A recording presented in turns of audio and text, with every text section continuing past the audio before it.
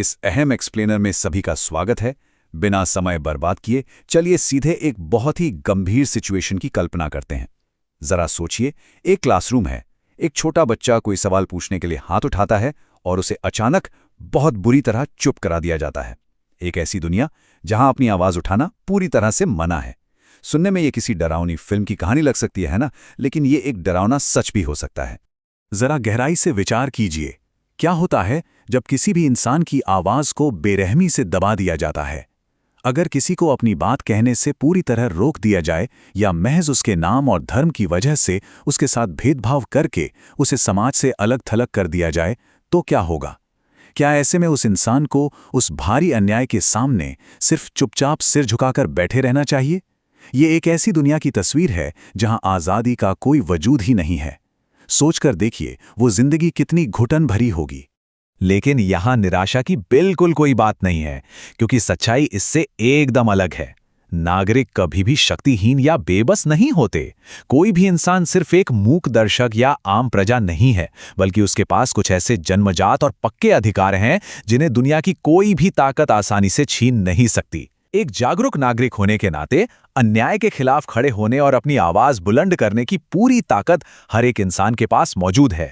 तो चलिए इसमें गहराई से गोता लगाते हैं। भाग 1, संविधान की सुरक्षा ढाल और हमारे मुख्य संरक्षणों की खोज। बात हो रही है भारतीय संविधान के भाग 3 में दिए गए मौलिक अधिकारों की। ये वो असली और मुख्य शक्ति है, वो अटूट ताकत है जो हर एक इंसान को समानता, स्वतंत्रता और पूरे सम्मान के साथ जीने की पक्की गारंटी देती है। ये कोई आम रोजमर्रा के नियम या सिर्फ कागज पर लिखे हुए कानून नहीं है, बिल्कुल नहीं। ये अन्याय के खिलाफ एक बेहद मजबूत और अचूक सुरक्षा कवच है, और इसी शक्तिशाली कवच की बदौलत समाज का हर वर्ग बिना किसी डर के पूरे गर्व से अपना सिर उठाकर जी सकता है। अब आगे बढ़ते हैं और देखते हैं भाग 2, स्वतंत्रता के असली स्तंभ, जो असल में नागरिक का एक टूलकिट है।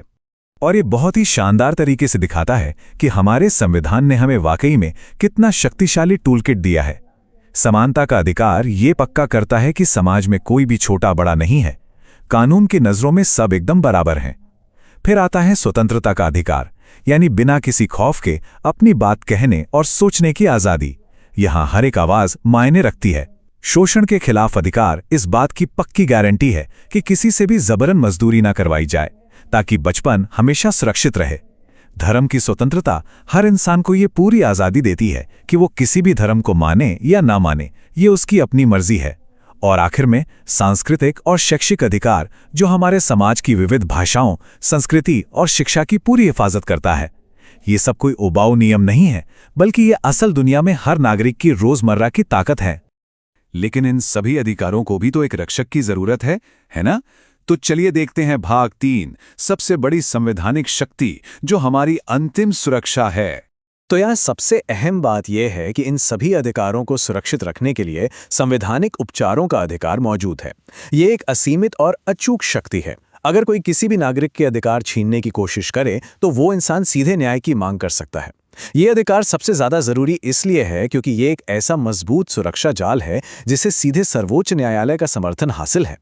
अगर ऊपर बताए गए किसी भी मौलिक अधिकार का उल्लंघन होता है या किसी की आवाज दबाने की कोशिश होती है, तो ये विशेष अधिकार इस बात की गारंटी देता है कि न्यायपालिका खुद आगे आकर उस नागरिक की पूरी रक्षा करे। अब माहौल को थोड़ा गंभीर करते हैं और चलते हैं भाग 4 की तरफ, अधिकारों के बिना जीवन, दो दुनियाओं का अंतर।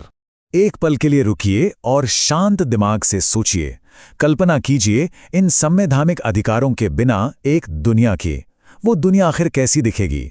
अगर ये ढाल और ये सुरक्षा कवच हमेशा हमेशा के लिए हटा दिया जाए तो एक कमजोर और असुरक्षित समाज का क्या अंजाम होगा? ये सवाल पूछना बेहद जरूरी है ताकि हम ये पूरी तरह से समझ सकें कि एक सुरक्षित और आज़ाद जीवन की असली कीमत क्या है और वो हमारे लिए कितना अनमोल है। चलिए आगे बढ़ते हैं और देखते हैं कि ये पूरी तस्वीर कैसे बनती है।